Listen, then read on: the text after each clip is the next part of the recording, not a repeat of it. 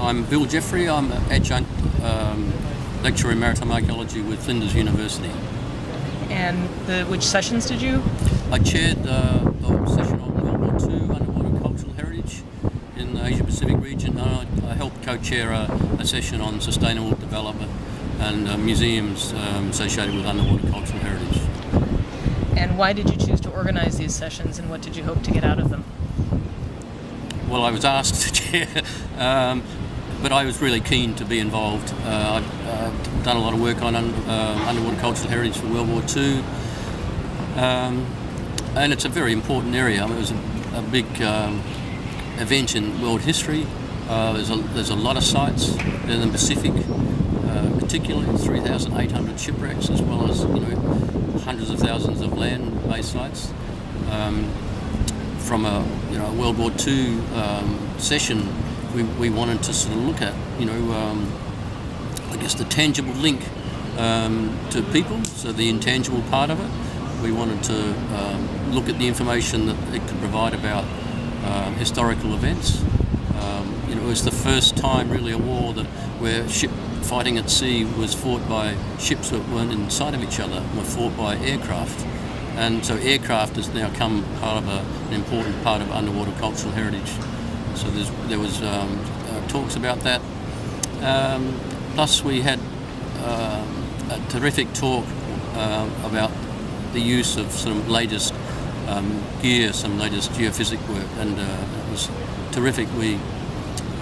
A lot will come out of that. Technology's developing, and I guess this is one of the things that as archaeologists we learn that we should always be leaving stuff for later archaeologists who will come up with this technology and be able to do things a lot better. Perhaps, I think probably will a lot better because of the technology. And this was shown in the session on World War II. And we also wanted to highlight the idea of the concept that there's very much an intangible link with local people and how the war impacted local people. And that came out in the session a fair bit to do with this sort of human link that with the remains there to the American, the Japanese particularly, but it also came out with the local people. In terms of the sustainable development and museums, we planning to look at how underwater cultural heritage was being used for an economic benefit, I suppose, and they are used a lot in the Pacific for an economic benefit. Countries that don't have natural resources like Chuuk in Micronesia, this is a big industry earner for them, and the issues to do with management of that for sustainable development. Also in tourism was an important thing. We were looking at sort of how training and capacity building of local people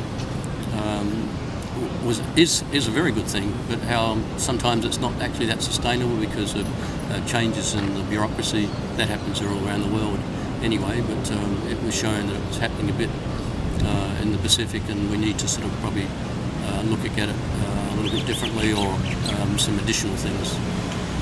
So you've kind of been touching on this in your answers, but the next questions have to do with how you see the research in these fields developing over the next 10 or so years, and what the challenges that you're facing are. Yeah, I actually find it really exciting. This is the second of the Asia Pacific conferences, every 3 years after Manila, and now this one, and a lot of talks about intangible heritage. I talked a bit about it in Manila a few years ago, and I think maybe one or two others, but here we've had a lot of papers and people talking about intangible heritage and the connection with local people, with World War II, but also museums, sustainable development. And so I find it actually quite exciting that these concepts are sort of really coming out, and it's the place for it. It's the same in Africa where I work too. Intangible heritage is a big part, and landscapes, indigenous maritime cultural landscapes are an important part in Africa as it is in here. and that's terrific that that's coming out, and it's great that I guess the Asia Pacific Conference, because it's focused in this area where these things are very important, that they are coming out. And, yeah, I'm very excited that these things are going to come out more. Was there any area, be it geographic or thematic, anything else that you felt was underrepresented this time, and how would you choose to address that in the future, if so? Well, a number of countries, I guess, that are active. Vietnam, Malaysia weren't here. It was good that there's quite a few people from Japan, China. There was a paper, I think, from Taiwan, but I actually didn't see. But yeah, it's growing and developing, and I think it's good. I guess the one thing I did miss out on saying about what came out of it and the things that I think will develop and excited about is the technology that's coming out and was shown by people here in Hawaii working in Arizona and some of the other areas, and it's great technology. But we also need to be mindful that we need to be in touch with the people associated with these sites. We can't just rely on the technology to give us all the answers. I guess that's what I find exciting, but also a little bit worrying that we don't go down that track too much, as maritime archaeology has done gets a bit too much involved with the technology and science a bit, and forgets about the human sort of interaction that's needed. But I just mentioned the intangible heritage came out in it, and I think that's very strong. So I think there's a good blend. Any other comments you'd like to make?